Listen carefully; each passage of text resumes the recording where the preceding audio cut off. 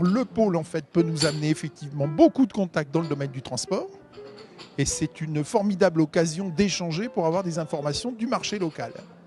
Et bien évidemment, c'est une porte d'entrée aussi pour le marché américain.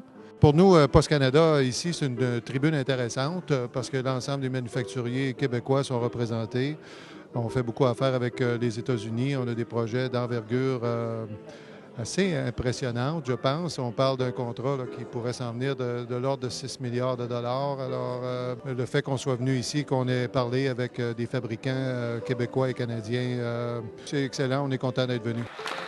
Au cours de ces événements-là, nous avons l'opportunité de pouvoir rencontrer les différents acteurs au niveau du transport et puis de voir un peu les orientations vers lesquelles nos clients et puis nos partenaires se dirigent.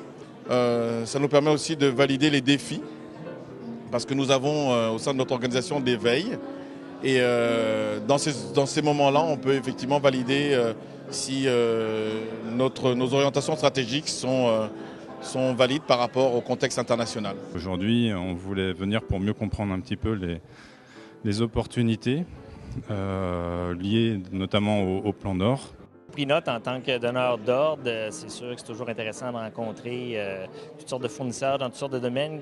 Puis on dirait qu'il y a de plus en plus de nouveautés, des nouveaux axes qui sont développés. Alors, je pense qu'une journée comme aujourd'hui, avec des thèmes très précis, l'électrification, les échanges avec la France, c'est sûr qu'on peut trouver énormément de pistes de partenariats ou de nouveaux projets là, qui pourraient être profitables. Je salue cette initiative du pôle d'excellence en transport terrestre parce qu'il a invité un grand nombre d'entreprises françaises et qu'il est aussi un organisme, un lieu, une espèce de guichet ou de médiateur entre la profession et les métiers, les entreprises du secteur du transport terrestre en France et au Québec.